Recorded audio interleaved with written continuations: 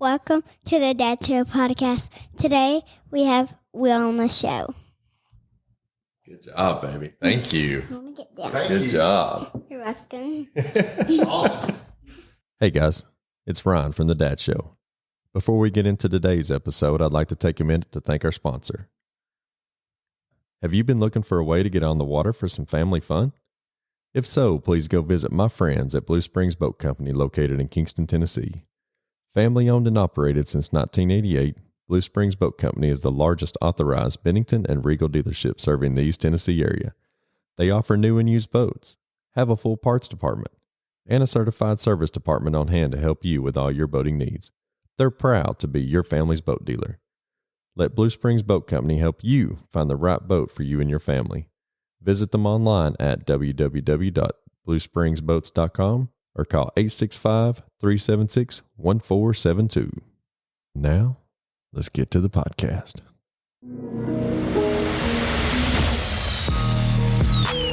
Welcome to the Dad Show podcast, a show all about impacting, empowering, inspiring, and uplifting information to become a better dad, husband, man, and mentor. And now, your host, Ryan Ladd. Welcome back to the Dad Show, everybody. I want to thank you for being here, for listening, and for watching.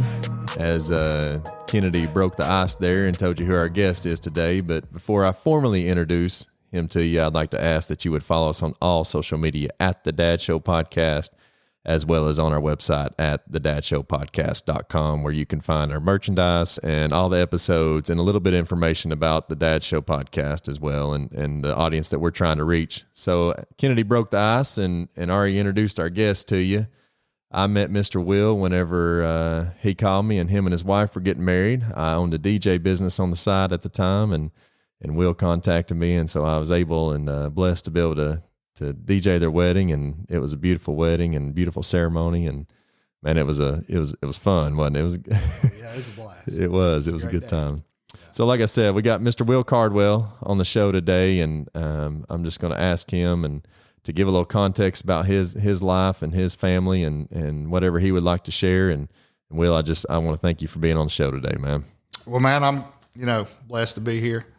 I've listened to several of the episodes, about all of them pretty much. And awesome. Thank you. Just really enjoyed it. I think this is just a wonderful opportunity, a great platform to be able to reach folks. And, like I said, I'm just thrilled to be here and honored that you asked me to do it.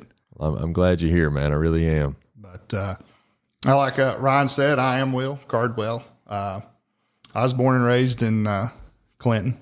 Boo. We're coming back, man. We're coming back. We're coming back. We'll be back before you know it. Just like Tennessee from 98, right? Is that what? Anyway. Crickets, anybody? Anyway. I like I said, I was born in Clinton, born and raised there. Pretty much lived in Clinton all my life. When I was about, let's just say this, 2013, moved to Knoxville, and moved to Halls, actually. Don't really know, there's no real reason why. Just up from Clinton, decided to move to Halls. Oh, yeah. And it is an upgrade, by the way. No, just well, Halls had it, And me and my wife, we moved to Hardin Valley about going on 3 years ago, and we love it over there. And that's a beautiful area there. Yeah, it is. It's nice. We enjoy it. It's nice and close to work. I couldn't get any closer to work. They wouldn't let me build a house like they're in the parking lot or nothing. So I tried to get as close as I could. But yeah, I am married to my beautiful wife, Emilee. I'll probably never get to be on Jeopardy. Wheel of Fortune, they could say my beautiful wife. Yeah. We joke and cut up all the time about people like, hear everybody say, I'm just trapped in just a horrible relationship with so-and-so, They don't let the truth out, they don't, they just don't say whatever. It's like, So Emilee and I have been married for, we just celebrated our 5th wedding anniversary in August. 5 years ago. Man, it don't seem like that. No, it doesn't. No. And we got a little boy, Grayson. He's 3. He'll be 3, December the 12th. Wow. And that's flown by too. You can't really put it in the words. Mm-mm. He's just, he's a trip. He's, he's like a little mini version of me, which is kind of, it's kind of twofold. Mm-hmm. It's pretty cool to have your own little mini me, but then again, you realize what you were whenever you were. Oh, absolutely. Yeah. My wife will say, I'm raising my husband as a child, he copies everything I do.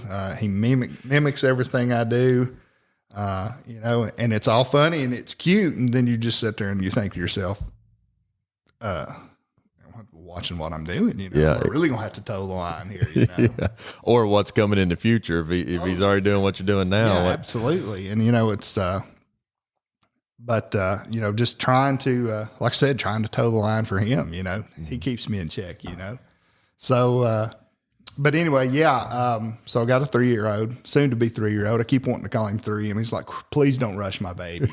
You stop telling people it's close enough. We'll give you that variance that he's 3. Yeah. So don't rush my baby away, Will. So, so how does Emilee take that? How does she take, do you catch a lot of crap for your son being like you? Does she give you a whole bunch? Oh yeah, absolutely.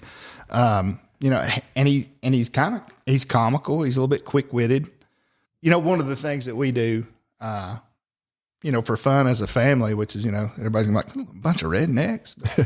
But, we love going to the dirt races. He did say he's from Clinton, by the way. I moved, okay? But we go to the dirt track. We go to the dirt races. We got some friends of ours, they've been family friends for many years, and their son races a dirt late model. And, I work on his car and, help him out and stuff. And, Grayson, and Emilee enjoys it. She loves it, which is great. But Grayson's got to where he goes with us too. We took him once and he done well. We was like, I don't know how this is going to go. Yeah. He's like, I need my ear nection. That's what I was wondering, if you put earmuffs on him or not. Because of ear nection. And he wants to put it on right when you get in the truck. You tell him you're going to the races. He's like, where's my ear nection? It's like, you don't need it right now. He wants it on. No, I got to have it, Dad. I got to have it. Yeah. I'm wearing this to the racetrack. But then when he gets there, he takes it off. He does pretty good keeping it on. Really?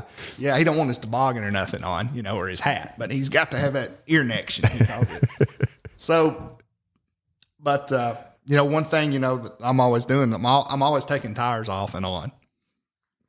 So now the problem we have at home is all of the toys that's got tires and wheels are missing tires. There's just random tires laying all over the floor, So it's like a mini tire shop. Yeah, it's like a chess match. You're trying to figure out, what tire goes to what, and what did he take this off of, and he's always got it setting up on jack stands, So, and Emilee's like, where it's at, where's this? And I'm sitting over there and I'm just like, that's my boy. That's my boy. That's right. That's pretty slick. That's cool. That is. But yeah, I mean, she has fun with it, like I said, he's just a cool little guy, of course I'm, a little bit biased. Exactly. Well, you ought to be, Yeah. I mean, and, he looks just like me. So yeah, it's a lot of fun. Yeah. I just don't know how to put it in words. You can't put it in words. No, you can't. And it's flying by so fast. We had talked about that a little bit, earlier. And, as you're growing up or you're, progressing through life, you're around folks that's got kids and has kids. And then once you have kids, they tell you, enjoy it. It goes by fast. I always just assumed that was just kind of a conversation piece. It's just something, to stir up conversation. There's not been anything more true. Yeah, exactly. It's literally like that. Yeah. Something as simple as, where's he going to go to school? We live there in Hardin Valley. So is he going to go to Hardin Valley, or are we going to look at sending him, to Grace or something like that? And at one point in time, I was like, oh, we got plenty of time to talk about that. And now you're at the point to where next year he's going, we're going to have to either be one, saving up some money, or two, we're going to have to figure out where he's going to go, or a Mother's Day Out program. We thought that was, leaps and bounds down the road. Yeah. We were talking as recent as last night, she said, we really need to get him in a Mother's Day Out program of some kind. one, give her a break, because it's nonstop, Like we stated earlier off camera, that's the hardest job. All these stay-at-home moms, and a lot of people are getting the feel now because of quarantine and COVID times and stuff like that. But these stay-at-home moms, they need a raise, or if you're a stay-at-home dad, you need a raise. I mean, it's the, like you said, I think you stated it clearly as it can be. It is the hardest job here on earth, is to stay at home and take care of the kids. Yeah, it is. And, oh man, she does it so well.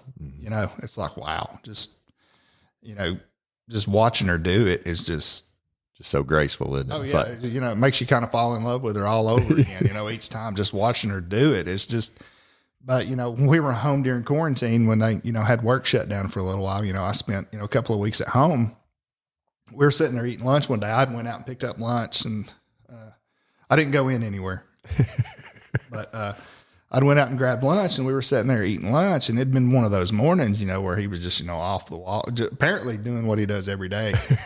And I was sitting there looking at Emilee, and I said, sweetie, I'm going to have to give you a raise. I said, this is no joke. And she said, well, yeah. She said, it's nonstop all day. Been trying to tell you. Yeah. Hello, you talk about, I got to wake up early and get up and go to work in the morning.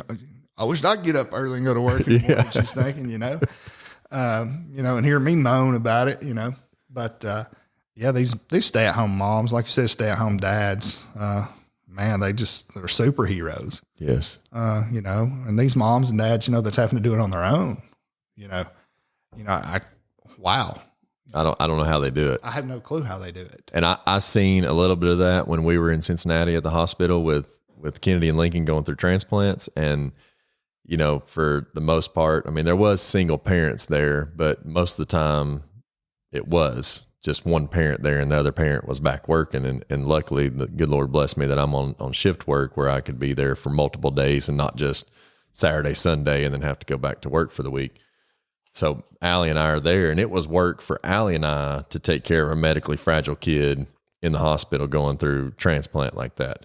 But to see these other parents and some, let me state this too, there were some that had multiple kids, maybe not going through transplant, but were, they had the other siblings there because the other spouse was at work in another state or whatever. So not only are they taking care of the one child, but they had other children there in the room and hospital. And, wow. I mean, you can imagine one family in particular, he's another firefighter, as a matter of fact, and they're from Indiana. The daughter was going through transplant, and then the other two kids were under 5 years of age. I believe the daughter, when she went, was either 5 or 6 years of age. The other two kids were the younger siblings. So can you imagine being in a hospital, taking care of a medically fragile kid, and then two other ones that are under 5 years of age? Yeah. I mean, no, I can't. No. I mean, it's, yeah, like I said, they deserve, awards. I don't know what, I don't know if there's a word you could give them. No. But yeah, watching her do that and, just seeing her be, there hands-on all the time. Like I said, it's just amazing to watch. But where I'm supposed to pick up, like when I come home from work, that leads me right into, some of my areas that exposes where I need to do better, and it's that transition of me coming in from the day, coming into her world where she's been there with him all day long. And he's a great kid. He's just a kid. Just a kid, yeah. It's not like he's, just doesn't listen. He's just a kid, And well, he's almost 3. He's probably not listening. And he's your son. Don't rush my baby. So, when I get home, and he usually meets me at the door. He used to meet me at the door and come grab a hold of me. And that's the greatest feeling in the world. Yes. If you've been at work and you've had a bad day, things not went right or this, that, or the other. And, you come home, you walk in the door and it runs up and they wrap their arms around you. We talk about, feelings as a dad, how do you feel as a dad and stuff like that. It's like, yeah, I can't put it into words, but just to have him greet you at the door Well, now he's kind of got to the point where he flashes into the door, mumbles something, and runs off. And it's like I said earlier, and I don't really know what he's saying, because it's just real quick. But like I said, Emilee's fluent in Graysonese, so she knows what he's saying. She's like, he's trying to tell you to come in here and look at such and such. Well, the other day they'd put up Christmas decorations. So it's went from meeting me at the door with a big hug and, loving on me to just flashing into the doorway for a split second and then running off, and I'm supposed to go follow. Like you said, though, it don't matter. Well, the flashing or the coming and hugging, like it doesn't matter what happened, no matter how mad you were, how much road rage was on the way home or what happened at work or whatever happened at the grocery store.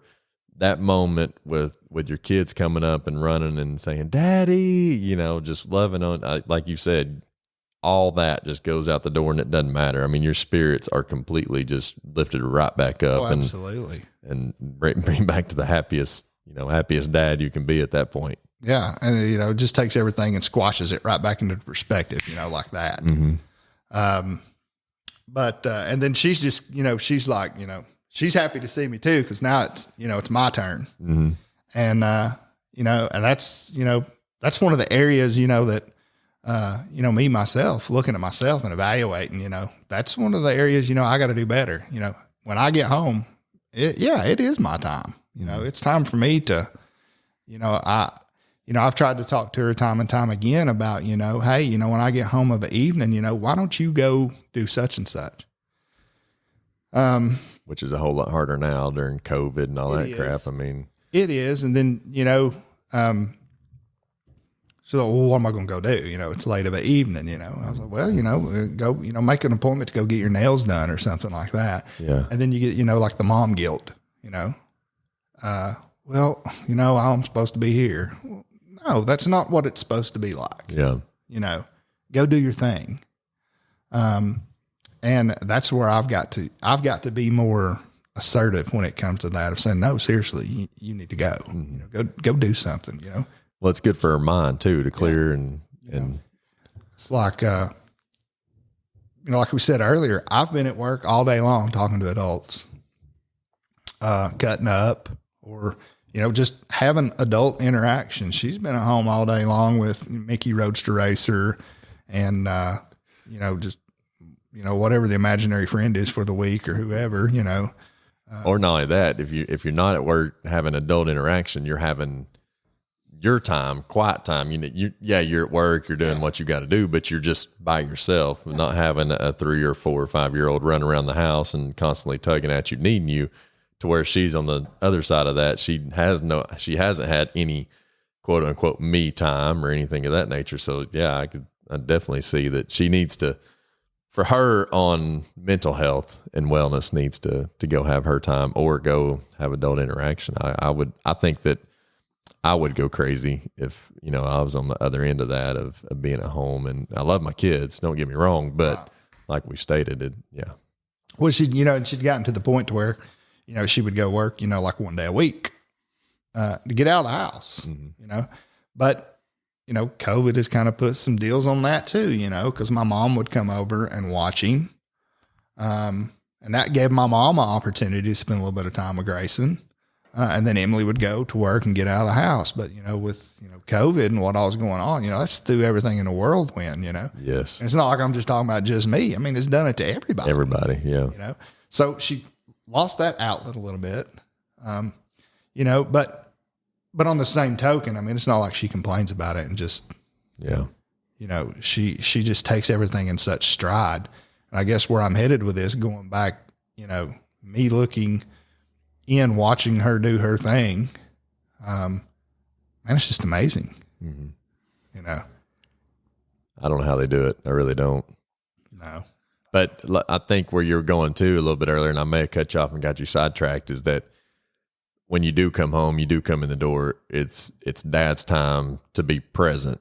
And, absolutely. Not, you want me time because you're coming home from work and you're like, well, I've been dealing with work stuff all day and that nature. But you're feeding into this was, that it's time to be present at home. It's time to be present with Grayson. It's time to be present with Emilee. That's your time to shine, at that point. Exactly. And, that's one of the areas that, I've got to do better, and I'm aware of that. I have, you all had a podcast here recently and you were talking about, being present in the moment. When you have that opportunity, seize the moment. Yes. These things right here they're a great tool and asset, but they're awful. Yes. I mean, as far as interaction, and I'm one of the world's worst about it, when it's time for me to come home, it's time for me to be at home. So if Grayson's wanting to get down on the floor and play, yesterday was Play-Doh, I need to get down on the floor and play Play-Doh. Yeah. It don't matter if that thing vibrates. It doesn't matter if that thing rings. Exactly. It doesn't matter what's on the TV. Just the simple fact that we and her had a conversation the other day, having the TV turned off. If we're eating supper, we're pretty good about sitting down and eating supper at the table. But I'm also pretty bad about being in that seat that faces the TV, And there's usually not even anything on at that particular time that's even interesting. But I'm still, looking at it or looking up. Yeah. Your attention's being pulled away to it. Yeah. And, it's being present in that moment of her telling me, what all happened today or wanting to hear what all happened with me. I just talked earlier about some things that, off camera that, there would be some things that, happened throughout my day that, that I may use in a youth lesson, and I'll bring it up, for instance, the other day, this happened. And then, Emilee would be like, well, why didn't you tell me about that? Well, I just didn't think to, but she wants to hear that stuff. She wants to hear my day. She, no matter how small it seems to me, she wants to talk to me about my day. I've got to get better about conveying that stuff out there, taking that time to wind down when I get home, have those conversations. And it's not only, she wants to hear that adult things, but mainly what I think about when she's wanting to hear that, she cares so much about you. She wants to hear more about, what's going on in your life or what's went on in your day. Right. Rather than trying to hear more or trying to get involved with getting that release of adult stuff, no, she cares about you more than she cares about getting away into that adult interaction stuff. Right. And, me listening to her, let her share, well, Grayson did this today or this happened today or, hey, I talked to so-and-so today and they said such and such, that stuff, it's stuff that she's getting out there. She wants to talk to me about, and if I'm staring at a phone or if I'm staring at a TV or if I'm just zoning out, period, that's unacceptable. Well, you're not present, Not present. Yeah. And you got to be present. Yeah. And it's like, you've said communication. That communication's got to be there. Just something as simple as, for the longest time, especially, as a bachelor, you've always like, if you make an appointment, hair appointment, I'll make you a hair appointment, tomorrow at 11 o'clock. Okay, great. To me, I just go the rest of the day and then, say I did it on a Thursday. So I'm going to have a hair appointment on Friday and we're going to go get my hair cut. Yeah. Well, sometime around 9:30, I'm like, oh, hey, I'm going to go get my hair cut at 11. Yeah. When were you going to tell me that? It's a very valid point. Yes. That was probably something that I needed to put out there and be like, hey, tomorrow I've got a hair appointment at 11, because there's a pretty good chance that maybe she's got something she wants to do, or maybe she needs my help with something, or whatever. And it's easy to become complacent in that of when your wife is a stay-at-home mom, you're like, well, she's going to be home. I can, quote unquote, do whatever I want to at any point in time because she's going to be there no matter what. And then, like you said, you need to communicate those little things because at Friday at 11 o'clock, she may have had lunch with one of her girlfriends or. Yeah. And then, and we've had those conversations where I've looked at her and said, look, I've got to get better at that. I've got to do better here. And she deserves that. Yes. But the bad part about it is, sometimes you'll say, okay, well, I've got to do better about it. And then you'll turn right around, and you're 20 minutes removed from the conversation and you're doing, you're doing something else. Exact same thing. Yeah. But like you said earlier, and we stated this, I don't know if it was, I think it was before, but anyhow, you stated that, you have to realize that in order to work on it. If you as a husband or you as a dad or your wife, however that needs to be recognized with somebody telling you or you recognizing it yourself, the only way to fix it is to recognize it, admit it, and then agree to work on it. Yeah, absolutely. It's like, you've heard it all your life. The first part to fixing something is recognizing there's a problem. Mm-hmm. And a lot of the times that's the biggest hurdle is just identifying what the problem is. And then you're like, okay, well, how are we going to address it? Yeah. And that, I want to tie into something too, because, I stated a little bit earlier, me and Will were talking off camera about my parents. And one of the main reasons it led to their divorce was that they didn't communicate. So that is one thing that I picked up that was a bad in my mom and dad's relationship, is that they didn't communicate. So I really try to put that factor into play into my marriage, is to overly communicate. So where I'm going with this is you talking about, realizing there's a problem. It's okay to talk this stuff over with your spouse. It is okay to be sure that you overly communicate, hey, I need you to do better in this, whether you're the husband or the wife or the child, whatever. Hey, daddy, I need you to be better at this aspect. Or, telling your wife, I struggle at this. I need you to be, hold me responsible that I'm going to do better in this, and just be sure, whether it is just a haircut or, something that you don't like, or even on the other aspect of that, the other side of it, something that you do like, that, somebody that your spouse is doing. Hey, I would like it if we could do more of this.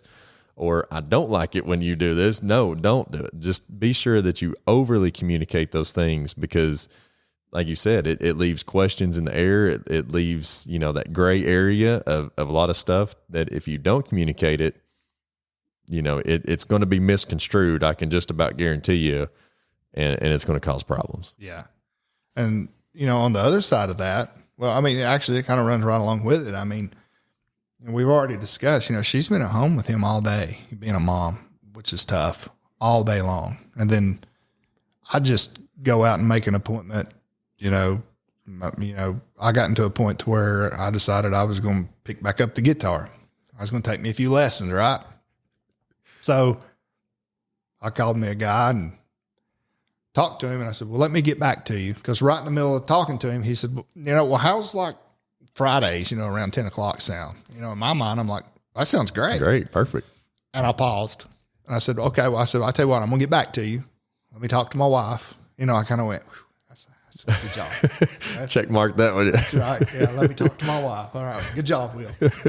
So, but all jokes aside, I brought it up to her and I said, hey, I'd really kind of like to get back into this. And I'll talk a little bit more about this probably a little bit later on. Of looking at my priorities and the things that I've got going on in my life and reeling all that stuff back in. Mm-hmm. So I discussed it with her, and she was like, well, yeah, no problem with that. Yeah, I think if that's something that you want to do. And then, the guilt sets in of, well, she's got something she wants to do. Yeah. I'm not taking guitar lessons. She was all for it. She's always supported me in anything that I've wanted to do. Mm-hmm. And she's always had a great attitude about stuff that I wanted to do. But here lately, I have been trying the best that I can to look at all the things that I have going on and thinking, Will, don't lose sight of what's most important. Don't lose sight of taking care of the most important thing. Mm-hmm. Yes. You have all these other obligations and stuff that needs to be done. Yeah, you do, but you need to make sure you take care of the home court first. Mm-hmm. So that is what I am trying to do. That is my, people have New Year's resolutions or something. We're, rolling up on New Year's. Right now, everybody's resolutions is not have another 2020, right? Yeah. But Please no. Yeah, please. So, but from this point forward here, I've been trying to be, he used the word, Fireman Dan used the word intentional. Intentional, yes. And he's spot on with that. I'm trying to be very intentional about the things that I'm doing moving forward of, okay, Will, your communication has got to get better. Your being present in the moment at home has got to get better. Taking care of the things that are on your home court have got to get better. Mm-hmm. And then the rest of this stuff will kind of fall into place where it may. And you stated this earlier when me and you were just talking too, that if you don't take care of that, all that other stuff is going to, it's going to fall. It's going to crumble. Yeah. The only way for all those extracurricular stuff to be successful is to make sure that, like you said, you take care of home court first, right? Make it strong, build a good foundation and a good relationship, and everything else will come out of that. Absolutely. And it's like, we were talking about, the youth group, 3 years ago, Emilee and I took on our youth group there at our church. Studying for the things that we want to talk to them about and getting lessons and stuff together for them. Is that important? Absolutely. Absolutely. It's important. Yes. So learning how to juggle those things with your family life, with work, with school, I started school back.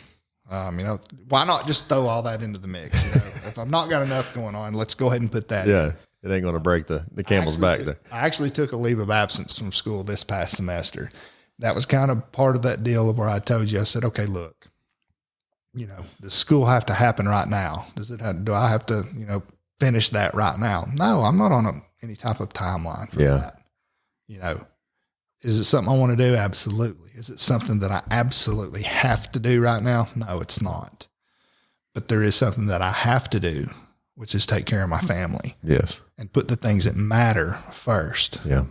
And at that point, the things that were most important was family and the youth group, and, obviously Christ and church. Yes. I figured that went without saying. Yeah. But, so I'd put all of that stuff, as far as, school, I kind of put that on the back burner. Emilee and I had talked about me starting it back up again after the first of the year. Right now, that's the plan. We'll see what happens. As long as we don't have another 2020 and 2021, all plans should kind of go according. But it may be easier to go to school. We may all be just doing everything from home at that point. So, but it really has it's, and the open lines of communication between me and Emilee, there's comfort in her being able to look at me and feeling comfortable enough to look at me and say, hey, you need to do a little better out here.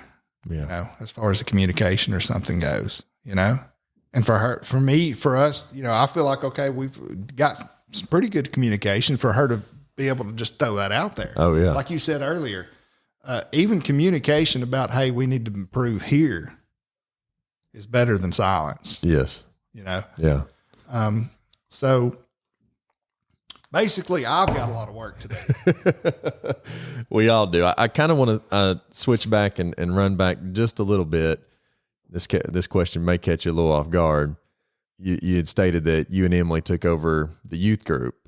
And so I'm just kind of curious for myself, is how has that helped or hurt your all's marriage, your relationship, to find a project together as important as being leaders of the youth group is, to work on and know that you're working for Christ and everything? How has that been for you guys in your relationship? Well, this might be a good time to go back even further. Go back to how me and my wife actually met. Okay.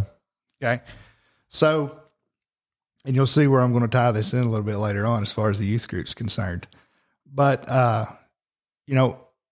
my wife and I actually met when she was about 7 days old, Wow. October of 1989.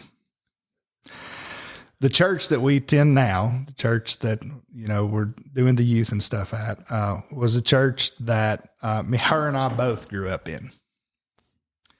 Her mother was my Sunday school teacher. Wow. I followed her mother everywhere she went. I was in, if she sat here, I sat with her. And she was my Sunday school teacher. So to give context, how old were you at this time? She's 7 days 6. old. You were 6. Okay. 6. I was 6 years old. And, I thought, the sun rose and set, with her mother. And then Emilee's born. I didn't like that, not one bit. Right? This is not good. Yeah. So, Emilee's born, and the very next Sunday that after she was born, her mom brought her to church, and I go cruising out in the parking lot, and I run out there and get in the van and climb up in there, and I look down in there, and they said, I don't like that baby. Take her back. Kind of regretting that comment now, aren't you? Yeah, A little bit? well, everything's got to come full circle. I like her a lot now. But, she took the tension off me. She sat there with her mom every Sunday, and, now the tension's off me and it's on her. And, I didn't like it. I wasn't cool with that. Yeah. So, fast forward a little bit further, probably something else a lot of folks don't know, but I got married young and got divorced. Wasn't, just an awful marriage divorce / thing. And it was one of those deals where, we just got married extremely young. And of course I was out of the will of God, not one point that I ever remember being like, hey, is this the person you have picked out for me? Cause I didn't have a relationship with Christ at this point. Yeah. Anyway, got married in 2006, got divorced in 2009. When I got married to my first wife, Emilee was actually sitting out in the crowd. Wow. Because her family and my family were extremely close to church and this, that, and the other. And of course, her mom, it made her come to the wedding. She's like, hey, we got to go to Will's wedding. Yeah. I was like, I don't care nothing about going to that wedding. But anyways, she was there. So, everybody's like, well, that's awful odd. But it's still, it's funny. Looking back now, it is what it is. God does have a sense of humor. He really does have a sense of humor. So, anyway, you fast forward to now, after I did rededicate, or I did get saved, in 2012. So I started going back to church, this same church. And, there was Emilee. Emilee never quit going. Yeah. So, and then the rest really is history, So Emilee was always involved with the youth group there at church, and I was in the youth group there at church. And now we've had the opportunity came up for her and I to do the youth, to take over the youth. Wow. And it was one of those deals where, we had talked about it for a while. And there were some folks that had come up to us and it was like, it'd be really great, if we had some type of youth program for the youth, because everybody had kind of started getting up out of, for a long time, all the kids at church were younger, and then they started getting up to where they were getting, middle school, high school age. And we didn't really have anything going at that time for them. And there were some few people that had approached Emilee and I about it, and I told her, I said, it'd be pretty neat for us to take over the youth group, or, the youth group that you and I grew up in. Yeah. And, we talked about it for a while and we prayed about it for a while. And, it just kind of come to the point. Of course, I had a lot of, hesitation about it, just because of my past. Mm-hmm. For folks that, heard my testimony and stuff, being out of the will of God and far from a relationship with God, that was exactly where I was. And I was really struggling and having a hard time with, the devil telling me, you can't do this. Yeah. You know, you've done too much. Folks know your past. They know how you've lived life. You can't do this. But isn't it funny how the devil tries to use the past against you, but how God uses your past for you? Oh, absolutely. You know, It's I kind of got to the point to where the devil is telling me so hard not to do this because of my past. It's even more reason for me to do it. yes, amen. Yeah. So we decided to do it. And I can't tell you to answer. I say all that to get to this point. Once to tell mine and her story, just because I think it's cool. Oh, yeah. And to get to the point to where it has really strengthened our relationship and brought us together. For one, it's caused me to really get into the scripture. It's caused her to really get in there with me. The conversations that we have back and forth about that's opened up some communication. Now, there has been times when she's like, "Hey, what's your lesson on tomorrow?" I'm like, "Oh, it's on such and such." She's, "Well, I wish you would have told me that, sooner." Or we may have a hectic week and it's the day of, and she's like, "Hey, what's your lesson on tonight?" "Oh, it's a blah, blah, blah, blah." Yeah. She's like, "Oh, I'd have had a really good game to have went along with that if you had told me, So once again, Will's communication. This keeps coming back up for some reason. It's coming back up. Will's communication. Honey, I'm going to work on my communication.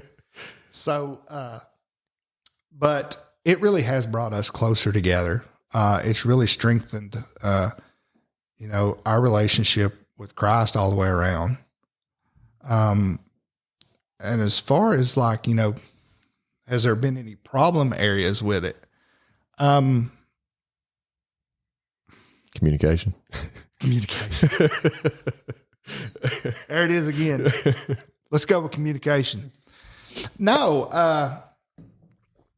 And, people always tell you, if you serve in in a capacity for long enough, there's going to come a point where some hurdles are really going to get rough. We've went through a few of those, but as far as anything, related to me and her, nothing that we hadn't been able to overcome. Yeah. Nothing that's, we've not been able to, talk through it, discuss it. I think some of our greatest challenges and stuff as far as the youth is concerned is,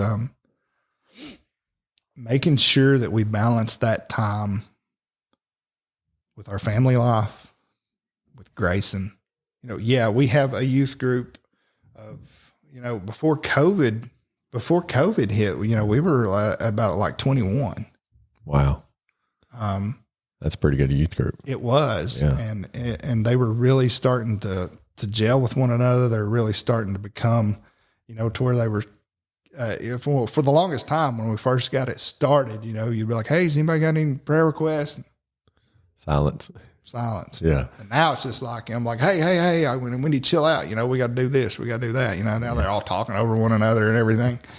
And, so I say that to say, you got 20 something kids, we've also got one at home, so making sure you balance, all of that. That's probably the biggest hurdle is balancing your time, managing your time, making sure that you're giving that what it needs and what it deserves, but making sure you're not taking away anything from at home also. And learning that balance is, it takes some time. I'm not going to say that we've got it completely mastered yet because we don't. Yeah. And there may be different variances there too. Those kids look up to you and Emilee and may open up to you and Emilee that they wouldn't open up to their friends or open up to their parents. And so, now not only are you planning these activities, planning these lessons plans for when you're supposed to meet, but, these kids may be messaging you or calling or, and needing that extra time too. And, most of that's going to happen at home when you're supposed to be present and absolutely the time there. So I would say that it's very hard to manage. It is. And, and that's what we tell them. We tell them, "Hey, if you're ever in a situation you need somebody to talk to, you reach out to us, Yeah. And then every now and then you get, how come they got you? Or how come they asked you? Didn't ask me, Yeah. I don't know. And it's usually, like, the guys and stuff will reach out to me and the girls and stuff will reach out to her. Yeah. The other thing, in between us is, that confidentiality. Oh yeah. You share everything with your wife, but sometimes You can't. you can't. Yes. And, building that understanding between one another. And, and that came pretty easy. That came pretty natural as far as, oh yeah, I get it. If somebody, needs to talk to you about something, the whole deal, you definitely don't say, well, what was that about? Yeah, exactly. Yeah. It's no, never mind. I mean, it's off limits. Yeah. But I figured that would be tough, well, I can't tell you, but that, like I said, it just kind of goes without saying. Mm-hmm. So that was really, her and I had never done anything like that before. Now, Emilee has always been great with kids, small kids. She's always been involved with the Sunday school, the small children, the children's church on Sundays. She's worked at daycares. I had never done anything even remotely, even close to this. Yeah, I haven't. Ever. Me either. So it was all foreign to me. Mm-hmm. I had no clue. Now, as far as like getting up and giving a lesson and talking about some stuff, okay, yeah, I'm with that. Yeah. But all the other stuff that went along with it, it was just like getting hit, with a brick wall. I was like, okay, I wasn't ready for that. Huge learning curve. Yeah. It was a huge learning curve. Patience. God's like, I'll teach you patience. I'm going to give you a youth group. Yeah. Well, the reason that I asked that question is because I could imagine, especially like you stated, diving in to God's word and having God first in your marriage, and studying the word even more is going to build your marriage deeper in itself. But for me and my wife, whenever Kennedy was going through transplant or about to go through transplant, when we just found out about her disease, we would go lay her in bed at night in her crib, and then we would pray together over her. So that built us in our relationship even stronger.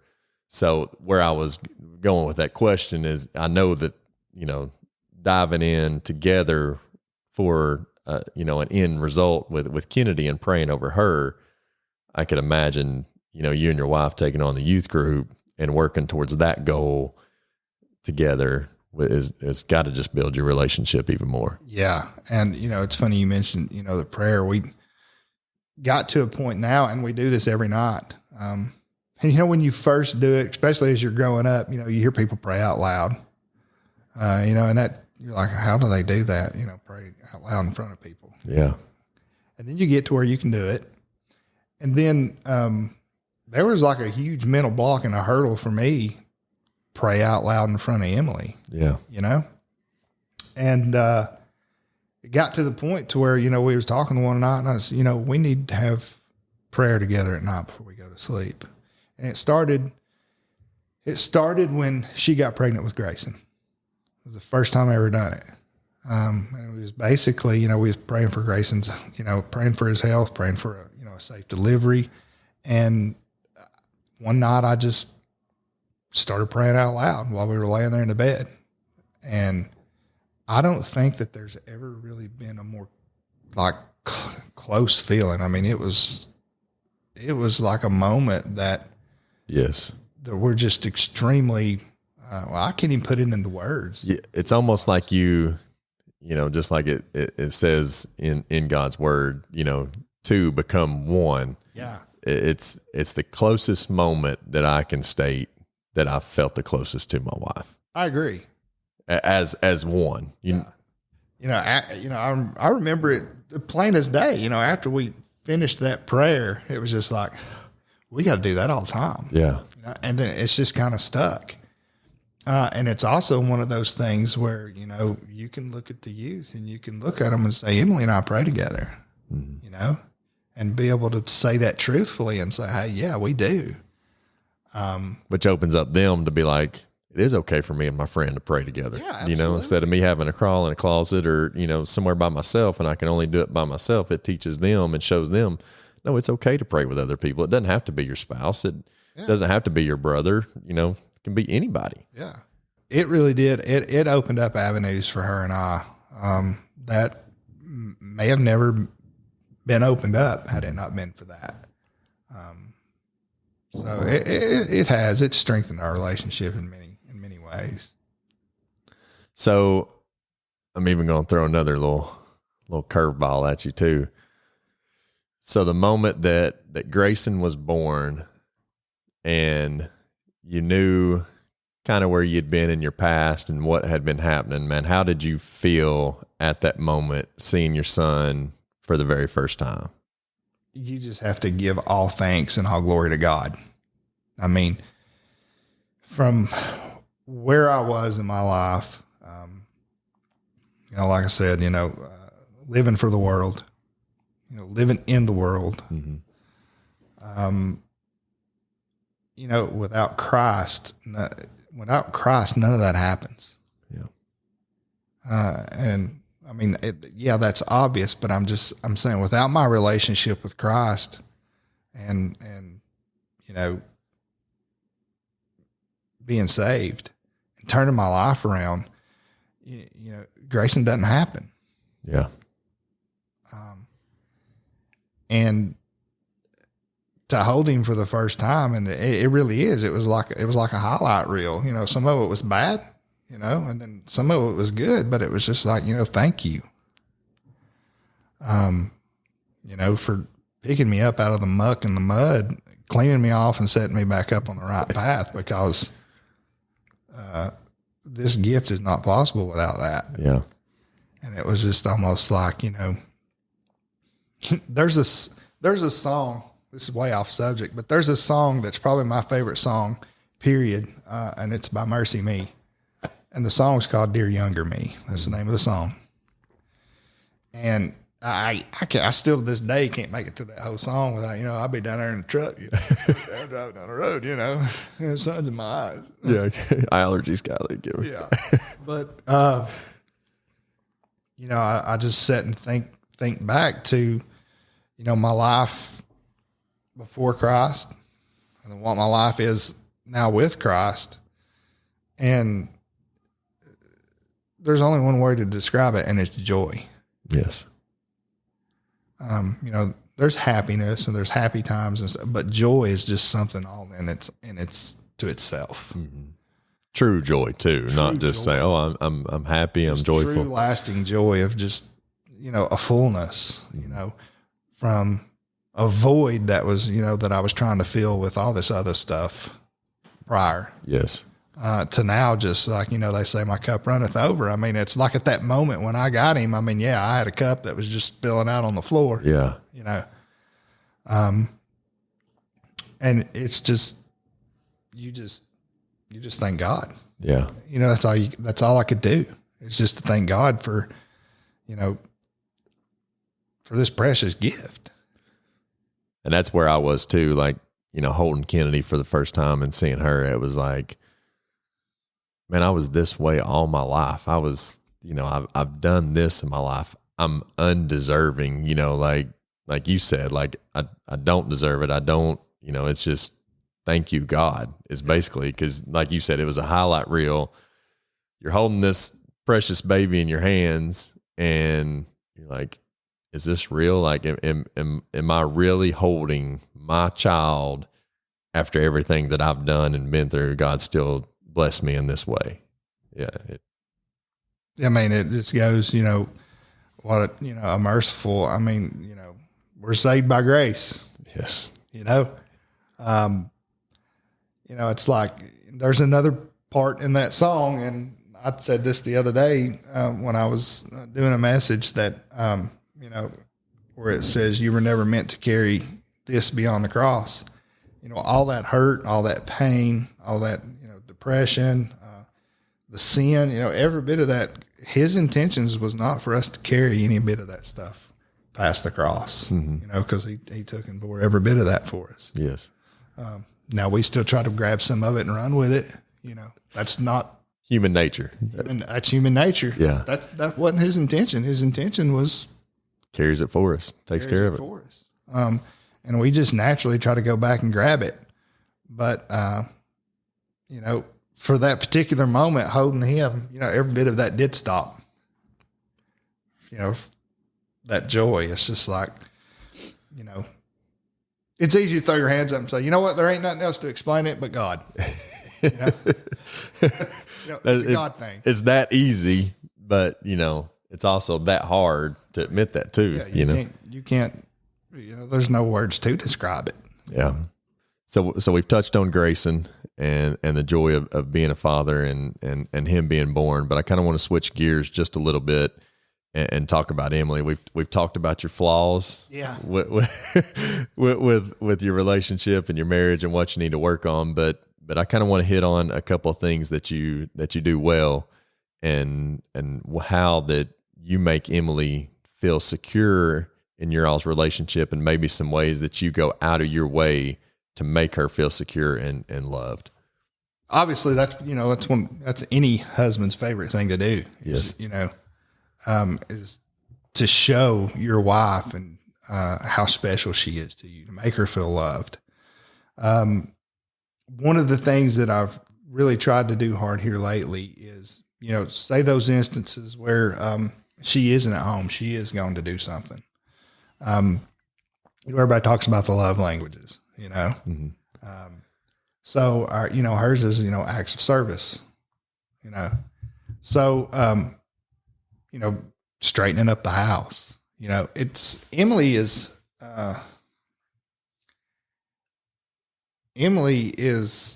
just a phenomenal person in general. She's just got a heart of gold. She's just so genuine, just so, she's not a materialistic type person.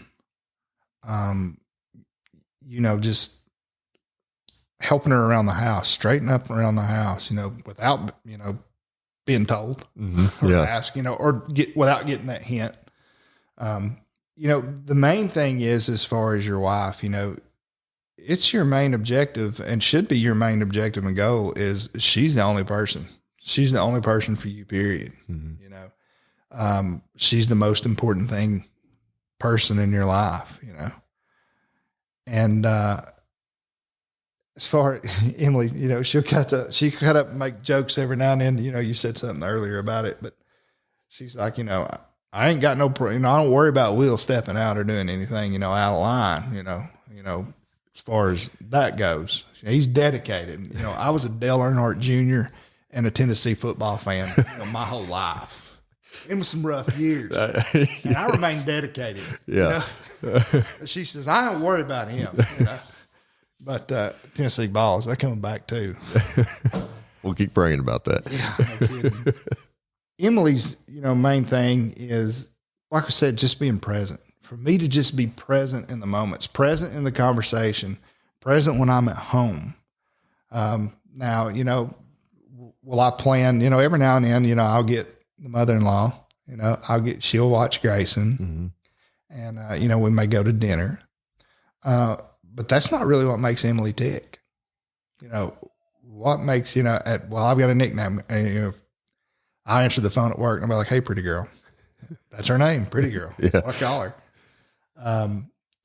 Just those comments, just making her feel like she's absolutely the only person in the world. And I don't say it to be cocky, but that's easy for me to do because it's pretty much how I view her. To watch somebody be a mom like she is to Grayson, it's easy for me to look at her like that. Yeah. Because it is amazing. She truly is amazing. And just to keep, I think verbally, we talk about communication, verbally just letting her know how special she is, she's a very beautiful woman. She's gorgeous. Tell her that. Yes. They need to hear that. Yeah. Don't just take it for granted.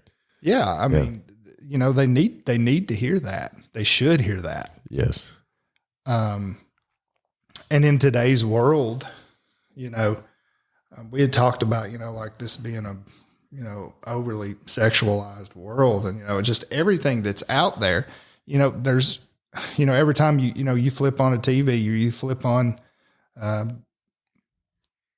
social media or anything like that, the way that they portray, here's what you're supposed to look like. Here's what you're supposed to be. Yeah. Well, that ain't so, Yeah. I mean, there's just so much to go on out there to pull women down. Yes.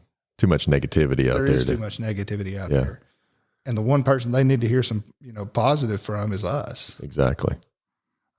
Whose words actually matter. I mean, they can hear it on the TV and it's going to matter if, they're already, thinking about that on themselves or, negativity in their head. But to hear positivity from you, and not only that, one of the things too that I try to do is no matter what my wife looks like, whether she just got out of bed or she just got, spent 2 hours getting ready because we're going out to dinner, tell her she's gorgeous. Tell her she's beautiful. When you tell her she's beautiful, she's gorgeous at all times, not only does that help her self-confidence, but when you're out and you see another pretty woman or you see something, you've put it in your head too. No, my wife's gorgeous. My wife's beautiful. Yes, I recognize that's a pretty woman, but my wife is gorgeous, right. Drop dead gorgeous. Absolutely. It makes not only her believe it more, but it helps you to keep that into your head and keep that comment going that, no, that's a pretty girl. I recognize she's a pretty girl, but that's my wife. She's gorgeous. Yeah. You develop a point to where when you do build that confidence and you establish, and they've got it in their heads like, hey, he's only got eyes for me. Mm-hmm. If there is a comment made, it may come like, well, that girl's pretty. I can confidently feel comfortable going, yeah, she is pretty. Yeah. And not worry about, I can't believe he was looking at her. Or, worrying about that. Oh, okay. So you agree with me. Yeah. Well, yeah, I agree. I agree 100%. I see what you're saying. When you build that dialogue between each other and that confidence is there, you can have a mature conversation. Yes. And, call a spade or whatever, and that be the end of it. Yes. And not leave her walking away thinking, well, did he think more into that than he probably should have? Yes. And there's a lot of that going on out there, once again, these things are awful. Social media and stuff like that just opens up so many avenues just to tear confidence down. Yeah. Gives that like we was talking, the devil, just that little toe in the door. It gives him a foothold. Yeah. Just and I tell, our youth and stuff, we'll be talking, and I'll just tell them, the sexual temptation and the over-sexualized things that's out there in our world is going to be some of the greatest hurdles and the greatest temptations that you're going to face growing up. Yes. As you get older. And I wished I could look at you right now and tell you that it's going to get easier. Mm-hmm. It's not. However, there is help. And that goes back to your faith. That goes back to your relationship with Christ. Yes. When it's just like anything else. If you was to fall into a void or you fall into a rut or something, like, hey, you have a very real conversation with him too. And, he already knows mm-hmm. that you're dealing with it. Yeah. So, hey, look, I'm struggling here. I need some help. Be real with him. And he'll help you. You're not going to fool him. Yeah. You may fool your buddies or the person sitting across the table from you or something, but you're not going to fool him. Yeah. So, that is a very big hurdle that's out there. That is a very big trap that's out there. Mm-hmm. And it's something we have to be vigilant about because, the devil's absolutely going to use that. Yes. Absolutely going to use that. But yeah, my wife's hot. She's a pretty girl. We'll say. Yeah, that's what you better yeah. But I also want to say, man, that, when we talk about making your wife feel special, either inside or out of the home, either way, you have to make her feel special even more with kids in the home too, because you can get caught up in we're spending our time with the kids and not working on our relationship. Those kids are going to grow up, and more than likely they're going to move out of the house, and then where are you going to be left? Right. Like, oh my gosh, what do we do? So you have to, and we're just juggling here, continuously juggling work and church and wife and kids and everything. You have to nurture each one of those different plants, or they're going to die. Yeah. That also kind of goes right back to what we were talking about earlier with Grayson, how fast it goes. I was stating, where are we going to send him to school? Well, we got time to do that, to think about that. No, you don't. So you can't look at that same aspect of, okay, well, I don't really have to put that much into the relationship right now as far as building that strength and this, that, and the other for when the kids are gone. Well, we've already established that that's happening quicker than what we realize. Yeah. So you very much have to be working on that now and from the get-go and right out of the gate, making sure that you don't lose that spark, that, the intimacy and everything that goes right along with that.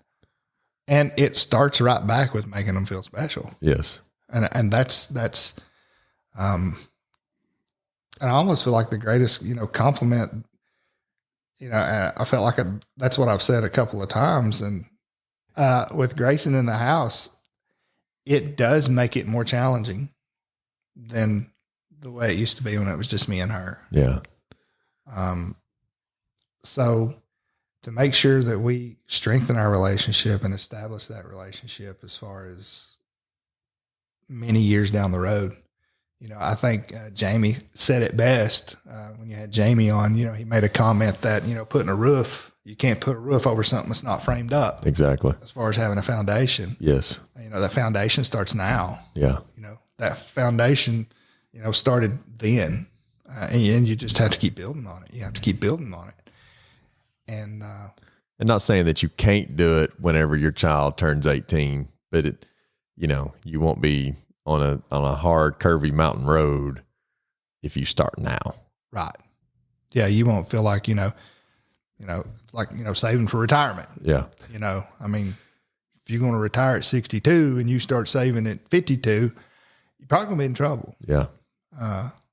Probably going to be in trouble if you start saving at 30. Most certainly. Starting now and, like you said, having a very real conversation with them, with that now, Yeah. Open up that dialogue, have that talk about, hey, the kid's going to be gone one day, Yeah. It's okay to have that conversation. Yeah. Hey, what are we going to do to, keep things rolling in the right direction? What are we going to do to strengthen? What are we going to do to build? What are we going to do to do something different and shake things up a bit? I think those are very acceptable conversations to have. I agree 100%. Man, I just don't.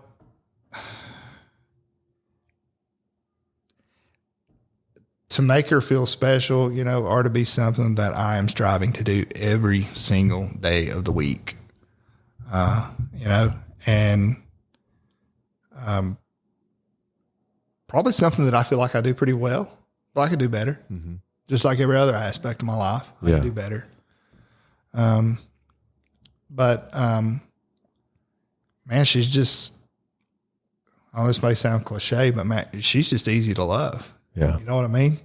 She's just awesome. Well, and when you say that, it is cliche or, whatever you want to call it. But when you've worked on these other hurdles through your marriage and you've built this strong relationship by putting Jesus Christ first in your marriage, it makes everything else so much easier. It really does. People don't, say for instance, if a youth or somebody comes to me with an issue or with a problem, the first thing I do is say, have you prayed about it? And I can't stand giving that answer because it feels like it's a cop out. Yeah. But it's not. No. And I say that to say this, you don't want to say, well, it just goes back to Christ. It does. That's what it all goes back to. It's that easy. Yeah. But it's that hard. Absolutely. Yeah. Strengthen your relationship with Christ. Strengthen your prayer life. don't let the devil come in here and tell you you can't do this or you don't need to do that or this is not that important. Yeah, absolutely. He's going to tell you that. Yeah. He's going to fight for anything that he can. You know, I used one time, well, matter of fact, it was when I give my testimony on Youth Day, I used something that I had seen is how important is a soul if both the devil and Christ both want it. Exactly. So, the devil's going to continue fighting. Mainly, from the standpoint of, one, he don't want you to share your story with anybody. Number two, he don't want you to reach anybody. Mm-hmm. Number three, he doesn't want you to strengthen that relationship because he knows these other things that we were going to talk about are going to go well. If you Yes, do. exactly. He don't want your marriage to be happy. Yeah. He doesn't want your home life to be happy. He wants turmoil. He wants everything that's happening in the world right now, negativity, over-sexualization, drugs and alcohol, and turmoil. He wants it inside your four walls. Because how much easier is it for him to step in if everything's already crap? I do say that. It does go back to Christ. Yeah.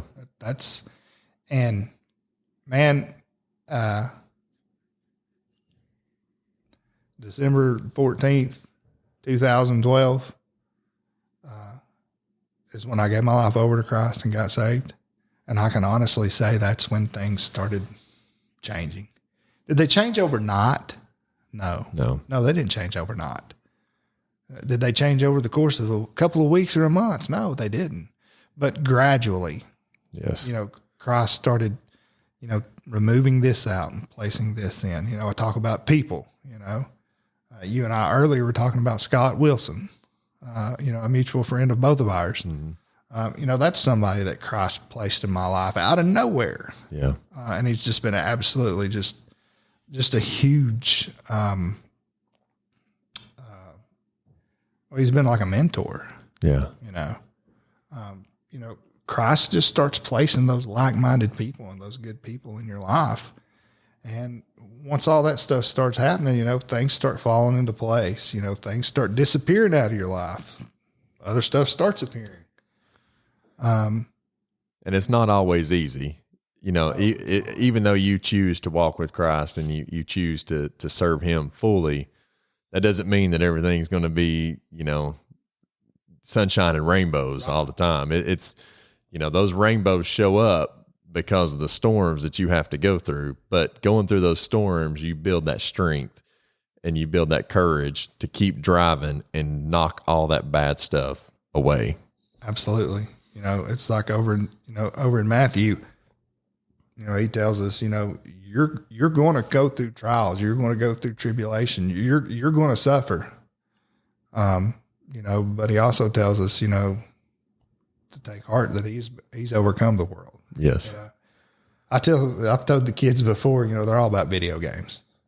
I said, you've got these things now to where if you're playing a video game and you get to a certain point in the video game and you get stuck, well, you just go on YouTube or buy one of these subscriptions that you can get on and somebody will show you, how to beat this level. Yeah.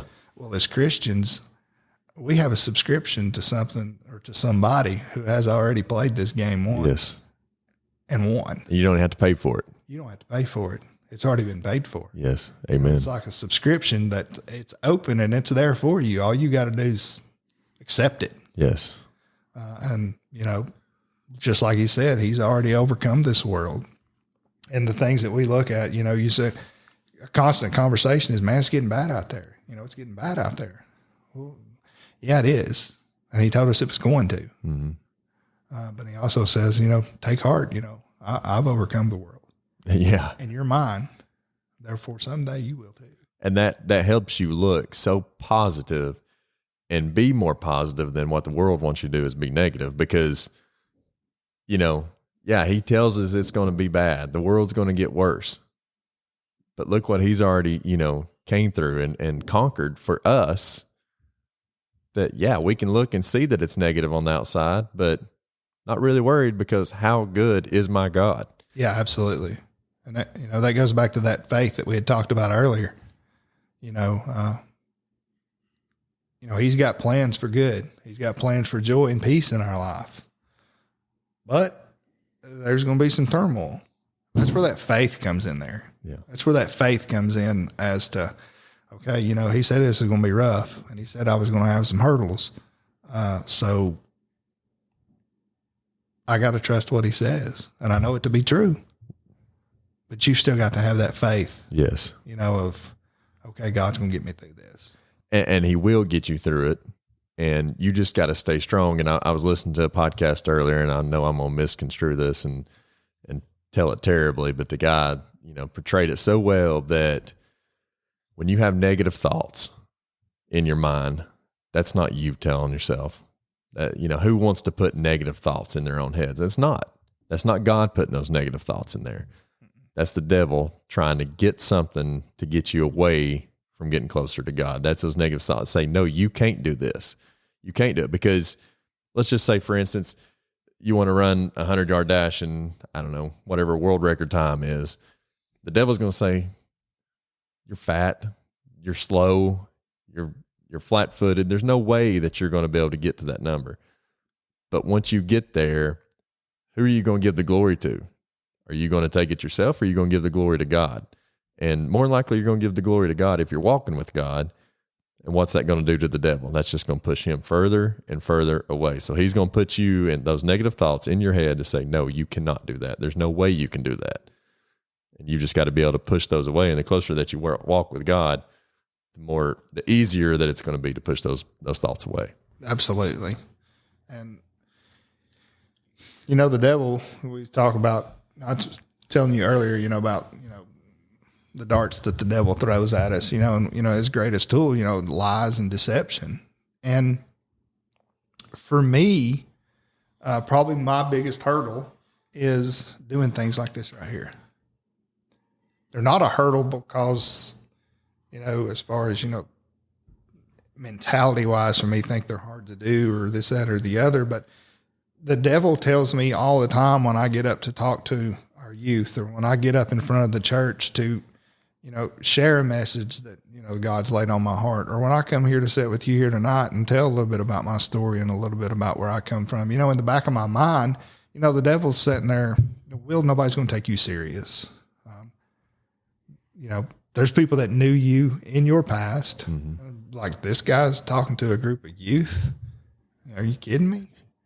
That's what the devil tells me. And he does it constantly. And like I said, that's even more reason for me to just go ahead and do it. Mm-hmm.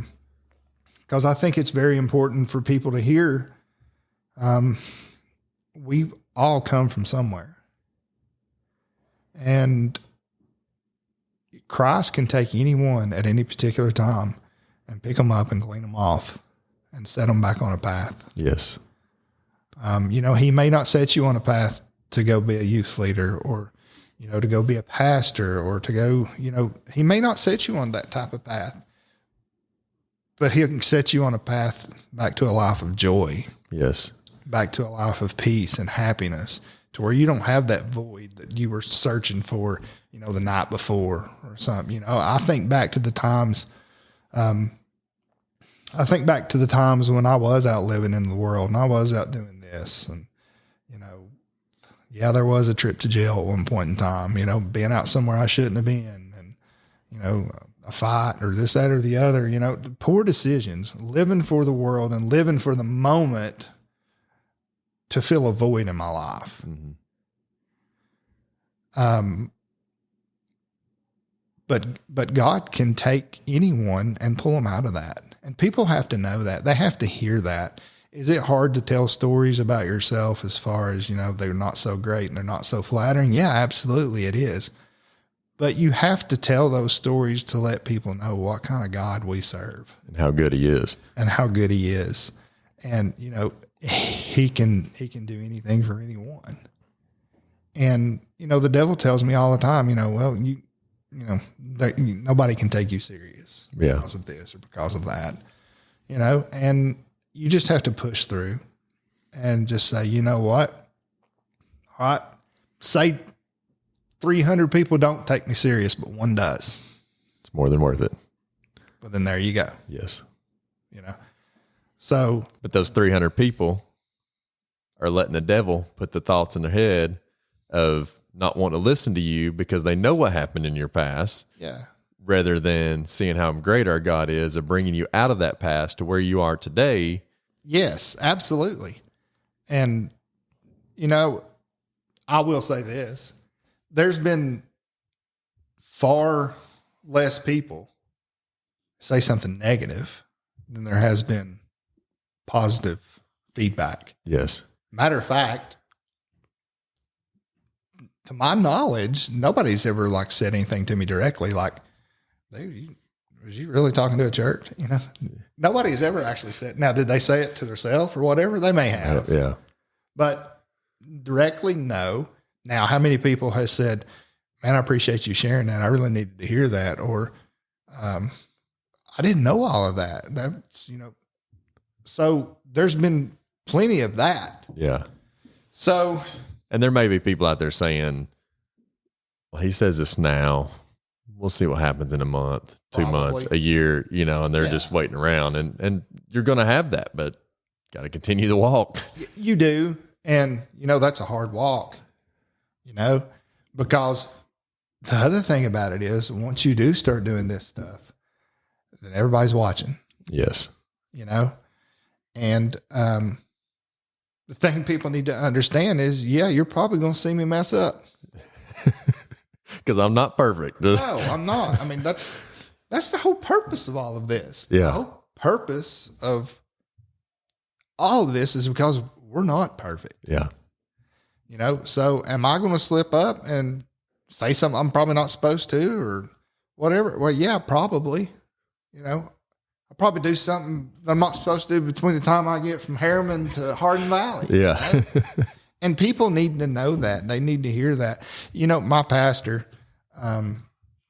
something that, you know, he's done often during his messages, and I've told him, you know, that's, you know, people need to hear that is, you know, sharing, you know, I struggle with this or, you know, whether it be whatever. He's like, you know, people need to hear that. People need to hear that we're all in this together. We're all in the same boat, you know.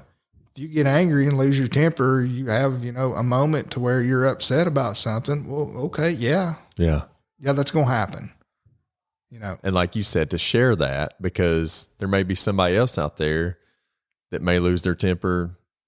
You know, we all have bad traits and we all do bad things. How we overcome those bad things. That's what I'm saying. Everybody needs help on how to deal with that. Right. God doesn't take perfect people and make them more perfect. God takes broken people and makes them perfect. Yeah. He, you know, like it's okay. For instance, anger. Okay.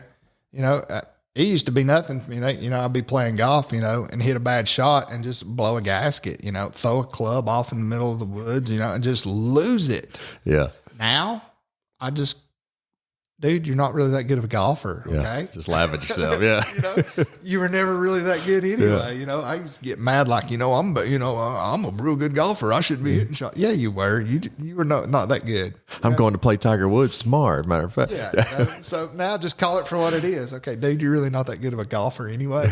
So just pick your club up, go to the next hole, you know? Have fun. And, so there is lots of that was, you know, that's one of the things that I said, did that happen overnight? Did my temper go away overnight? No. Is God still working on it? Yes. 30 years from now, will he be working on it? Yes. You know, we're all works in progress. And, you know, people need to understand and people need to know, and we need to share that as Christians. We need to share with people that, it's not easy, and you're going to mess up, and you're going to make mistakes, and we do too. And that's, you know, taking the Christ aspect out of it, taking the Christian aspect of it out of it. That's the whole reason for this podcast, is for all of us men to have conversations about what we think we're perfect in, what our flaws are, what we do bad, what we do good, so that all of us can learn. None of us are perfect. So that way, by creating this conversation, we can become all better together in all those aspects. We're never going to be perfect in all those aspects. And even if we feel like we're perfect, I promise you in our wives' eyes, we're not going to be We're perfect. not going to be perfect. My listening skills are horrible. Said it again. But still on top of that though, by like you just said, and going back to where I was going with that point was, as Christians, we need to state that because there's other people out there struggling to try to walk with God that are struggling with the same thing you are. And you can help each other come out of that. Yeah. Same thing with being a dad, being a husband, being a man, being a mentor. We're going to struggle with things. And by creating this dialogue and talking about it, we can help each other come out of it. Oh, absolutely.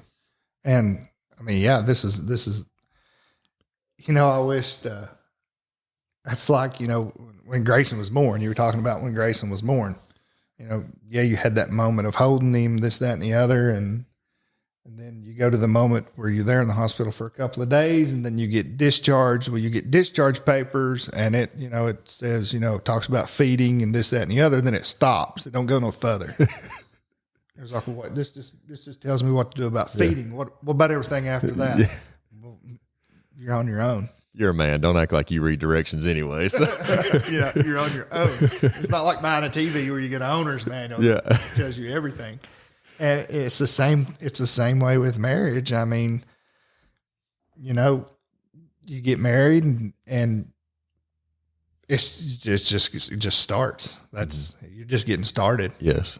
And trial and error, just like anything. Now, granted, obviously you don't make no big, huge, stupid decisions and do something stupid, as far as, stepping out and things like that. But I mean, yeah, those small things as men and as husbands, we learn by failure. But like we said, we recognize it and realize, hey, I didn't do so well right there. Yeah. And there's really absolutely nothing wrong with, for one, like this dialogue that's been created here with the podcast, of finding you a buddy or a friend or somebody and be like, dude, this happened to me the other day. Find you somebody like that that'll be like, oh yeah, I've been through that. Yeah. Or yeah, I've done that once, at one point too. Well, how'd you deal with it? Yeah. How'd you come out of it? How'd you come out of it? Yeah. As men, I've gotten a whole lot better at it here lately. Like I almost got to the point now to where I have I don't mind to tell you, hey, look, I'm screwing up here. Because I've had those conversations and I know what kind of feedback I can get from the right folks, and it's extremely beneficial. So even on the other side of that, if somebody comes to you and you've been through something and they're looking for that information on how to get out of it, even if you've done the wrong thing, you may want to communicate that too. Say, well, I can't help you on how to get out of it in the good way, but I can tell you what not to do, Yeah, no, that's probably most of the advice that I would probably be able to give. Here's what not to do. But I think the most important thing to take away from it is it's okay to have discussions. Yes. It's okay to say, I need help. Yeah. Can I get some advice here? Or, maybe, hey, here's what I did the other day. Worked out great, Yeah. or I did something for my wife the other day, man, and she absolutely loved it. You Yeah. know? Maybe it gives somebody an idea of something to do. But having that dialogue and talking to one another and having that close group of folks to reach out to is extremely important. And it's hard for us as males to Absolutely. open up and, appear quote unquote soft, to create that dialogue. Yeah. But I think we're going to have to. Yeah. I mean, If you want to get better. yeah, it's just like anybody else, it's like, we were talking about golf earlier. It's nothing for us. We'll walk up to somebody and say, hey, I'm slicing the ball. Can you help me? Yeah. What on the grand scheme of things, what does that matter on the grand scheme of things in life? Nothing. Yeah. But if you've got something you're dealing with within your marriage, that's crippling your marriage or hurting your marriage or something, but we won't reach out for advice for that. Yeah. To put things into perspective. I agree. Yeah. So yeah, I think you really do have to have that dialogue, and you have, I stress this again. It don't have to be a whole, group of folks, but find you, 2 or 3 folks or 2 or 3 guys that you can reach out to, that you do not mind reaching out saying, hey, I need some help here or some advice, or what would you do here? Or have you ran into this? Yeah. There's more out there willing to talk about that than you realize. Mm-hmm. It's just a matter of putting those feelers out and identifying who those people are. Yeah. Put yourself out there to find out how you can. Yeah. Because, they're out there. I know they're out there. None of us do, I agree 100%. Well, I could sit here for hours with you, man. It's been really awesome talking to you and creating this dialogue, and it's helped me just listening to you. And obviously, I need to be a better communicator with my wife as well. And man, I want to thank you for being here, and greatly appreciate you coming out and spending the time to join us today. Well, like I said, I appreciate you having me, and I appreciate you doing this podcast to give a platform for. Some place that we can talk about this stuff. We talked about finding some, some like-minded folks and some people to talk and share stuff. And, this is one avenue to do it. Mm-hmm. I encourage anybody, to get the opportunity. I've had a good time. It's good catching up with you. Yes, for sure. It's actually been a while since we have gotten caught up with one another. There's just so much going on. And you're right. We can sit here and talk forever. And, I could ramble forever. I could too. My wife gets on me like, man, you don't want to be the person that somebody sits on close to on a plane is what my wife tells me. I'm liable. Emilee hears this. She's like, well, that's an awful lot of conversation you and Ryan had. Oh man. Well, if anybody wants to dive in deeper with you, is there anywhere that they can find you on social media or? Well, really just my Facebook, okay. Will Cardwell. And, like I said, we do have the youth group there at, it's called Impact Youth Ministry. It's there at Greenway Baptist Church in Clinton. Okay. If you're out there looking for a home church, you don't have a home church and looking somewhere, come visit us. You can reach out to me on Facebook and get details. But really that's pretty much the social media I live in is Facebook. I don't really venture much outside of that. I completely understand, man. Like I said, trying to put it down some. But yeah, if you want to reach out to me, that's the best way. Awesome. Just shoot me a message on there. And like I said, I really enjoyed it, and I appreciate you having me on. I appreciate you being here, man. And also, I do want to state something real quick that I thought about while Will was talking. He had mentioned that, if you do need that person to reside in, or you want that other male figure to talk to, find the Dad Show podcast on all social media or go to our website. There's a contact form there, and you can contact, and either, I'll do my best to help you, or, we can, I'm sure between all of us guys, we can find somebody to be that person to help you get through those tough times, or give you that information, or if you just need somebody to talk to, just reach out, and we'll do the best for you that we possibly can. So, please go show Will some love on social media. If you want to dive deeper, go to Facebook and connect with him. I want to ask that you will engage with us on all social media at the Dad Show Podcast, and visit our website at thedadshowpodcast.com. I want to thank everybody for being here today. I greatly appreciate it. I love you, and God bless you. Thank you for listening to the Dad Show Podcast. Please like, review, and subscribe.